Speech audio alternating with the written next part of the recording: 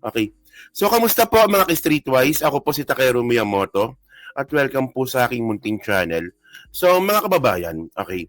Alam naman po natin no, na nung nakaraang eleksyon, ang pinakakalaban talaga natin doon, yung pinakakabangayan natin doon is yung mga kakampink, yung mga Leni Robredo supporter, di ba? So, yung mga kakampi natin doon, mga dotae, mga DDS na tanga. Oh. So eventually no, biglang nag-iba po yung ihip ng hangin na hindi naman natin inaasahan.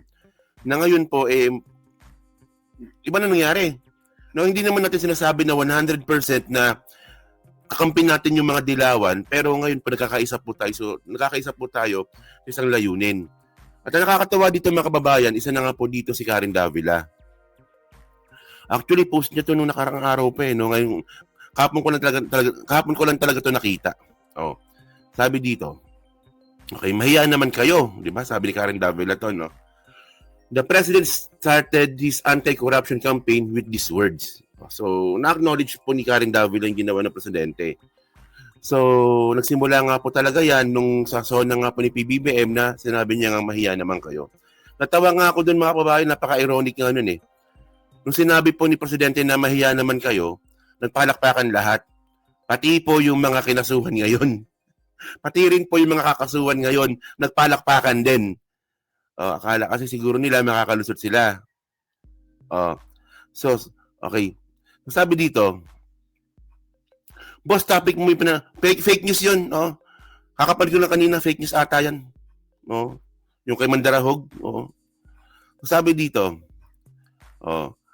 good to know he has the fortitude to finish this, hopefully keep his promise. Walang kamag-anak, walang kaalyado. Kasi nga po, pinakarason nga po dito ni Karen, the president now proving his skeptics wrong. So, pinatunayan daw po ni PBBM na yung kanyang mga skeptics, mga skeptical sa kanya ay mali. Also, announced criminal charges of plunder and indirect bribery could be filed against former Speaker Ferdinand Martin Romualdez, his own cousin. Let's see where this goes. Okay. November 21, birthday bombshell. So, by the way, ano point natin dito? So, na-appreciate po ni Karen Davila itong mga nagawa nga po ni PBBM. Especially nga po dito sa pag-imbestiga nga po sa flood control project. Tandaan nyo mga kababayan, no? Nung nakaraang eleksyon, hindi naman nakaraan. Nung eleksyon 2022, di ba naalala natin yun, di ba? Yung eleksyon 2022, si Karen Davila po yung inaasaran natin. No, yung pinaka-binabash natin doon kasi naalala niyo itong sinabi niya dati. Ano nyo to Ito. Karen Davila tweets about victory after viral ANC interview. So nangyari po ito noong June 2 nung nanalo na nga si PBBM. Kasi mga kababayan, no, sa sobrang galit talaga ni Karen Davila na malakas talaga si PBBM nung 2022 election. Nagsalita nga po siya na kapag nanalo daw po si Marcos, magpapamigrate na raw po siya. Aalis daw siya ng Pilipinas kung mananalo si Marcos. Nanalo, hindi naman nag-migrate. Kaya na ba siya lalo doon? So sabi dito, no, it's nice to see you. You're still here in the Philippines. So ito yung interview niya kay Amy Marcos, no? The journalist laughed but responded well. First of all, congratulations. Akala ko magmamigrate ka pag nanalo ang Marcos. The senator interjected, di ba? Ako dito kay Amy, bastos talaga. Nung nanalo na nga, nangaasar pa. Hoping always for the best for the country, sabi ni Karen Davila. So ito nga po yung video, no? Kung naalala nyo lang, Tingnan nyo to. Tingnan nyo to. Nice to see you're still here in the Philippines.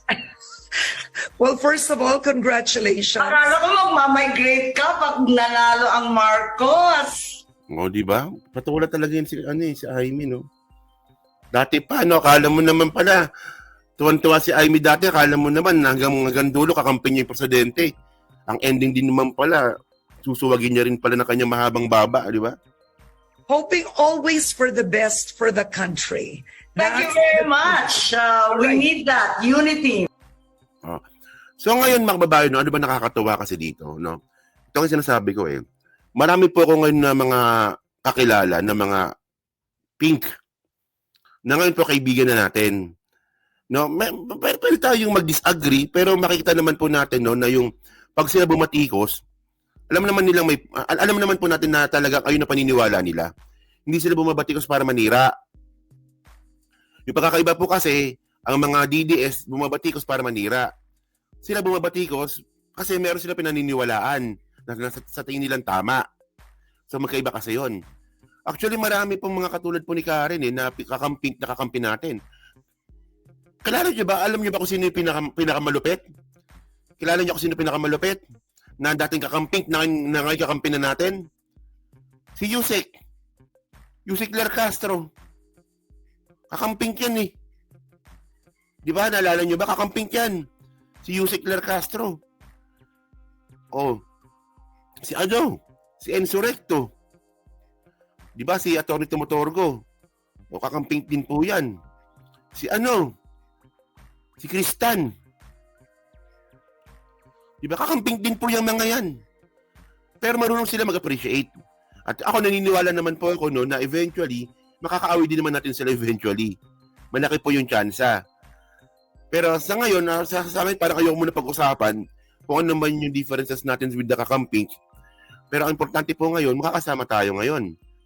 So, alam nyo, no, kung tuwan-tuwa ito si Karen Davila dito po sa mga nagawa nga po ni PBBM sa flood control, no, yung kanyang pag-advokasya ngayon para nga po panagutin, ito, as Danny Reynado, talaga, ikaw kakamping ka, Danny? Kuya Danny? Kakamping? O nga pala si Aquino apelido niyan eh. Ang pangalan niya si Kakamping ko. Si Kakamping. Oh, yung taga Palawan. Oo. Oo nga pala, oo. Ano pangalan nung, kalimutan ko ng pangalan nun. Saan ko dati sa Facebook yun eh. O yun, oo. Kakamping dati. So yun nga, di ba?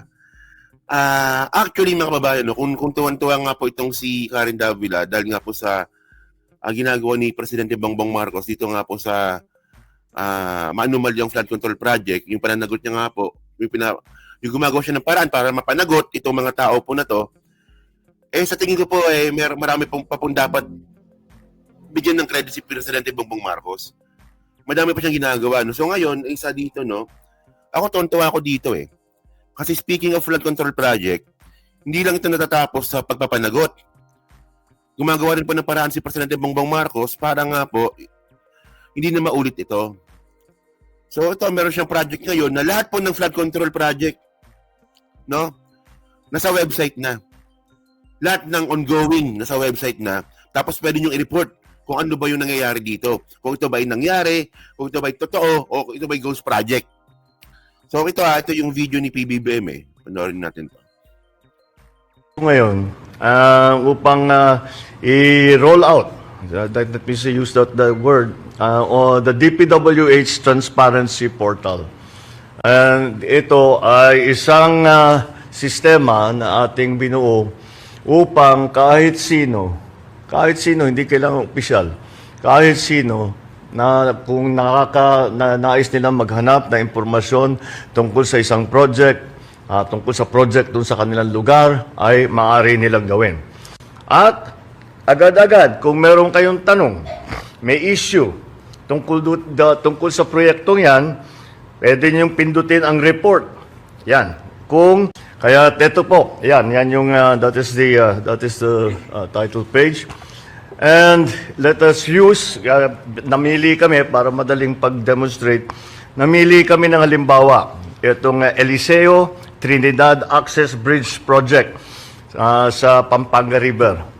Kung titignan ninyo, gamitin nyo yung search bar, makikita ninyo agad sa portal ang implementing office, ang contractor, ang halaga ng proyekto, ang accomplishment, completion date, at yung report.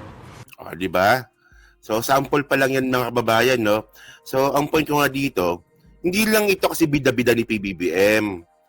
Sabi kasi ng ibang mga bobang mga DDS, kaya ginagawa lang ito ni Presidente Bongbong Marcos para lang daw iligtas yung sarili niya para daw sa politika at para magbida-bida. Actually, no, kung ganyan lang po sana ang gusto ni Presidente, dapat hindi niya po gagawin to. Kasi ito nga pong ginawa ni PBBM na to, no, lahat po ng proyekto po ngayon, nasa website na. Dati walang ganyan. So, ang tawag nga po dito, transparency. So, ngayon, kapag merong palpak dyan, kunwari, may completion date, hindi pa natatapos, reportin nyo. Kunwari, may nakita dito na nagsisimula pa lang, tapos walang sinisimulan, malaki yung chance ang ghost project yan. I-report ninyo. O, di ba? Ito ba nangyari ba ito noong panahon ni Digong? Wala, kasi alam lang po ni Digong patay-patay. Ah, di ba? So, sana mga kababayan, no, sana, matutunan din sana ng ibang mga kritik ni PBBM na yung mga ganyan kasi mga bagay, appreciated nyo naman, ma-appreciate nyo naman. Di ba? Oh. So, so ngayon so syempre, alam naman po natin na itong mga kakamping po na ito, nakaabag lang po yan. Naniniwala naman po ako doon. No, pero sa pagkakataon po na to, no, kung may, kasi actually mga kababayan, no, may mga kakamping pa rin po talagang hardcore. Meron talaga, yan, sila Shelo Magno, sobrang hardcore niyan eh. Si Christian Esguerra, pero wala. Napabayaan na lang natin. Ganun talaga eh. Yeah?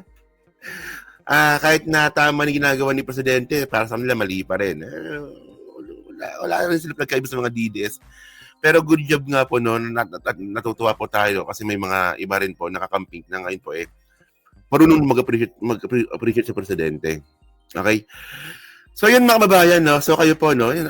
Pa-intro lang natin yan. So kayo po, ano masabi nyo nga po dito sa statement nga po ni Karen Davila. At saka dito po nga po sa mga kakamping na ngayon po ikakampi na po natin. Di ba? Naniniwala ka ba sa AA? Di ko alam kung AI yun. Kasi sabi daw yung buhok daw humaba ng mabilis. No? So yun na. So yun. So pa-comment lang po sa baba at binabasa ko pong lahat yan. At syempre dyan sa Steam Replay, pa-like, pa-subscribe, di makalabis ang pa-share na po ng video po na to. So ngayon, pag-usapan ngayon natin tong pinaka-main topic natin, yung kay Harry Roque.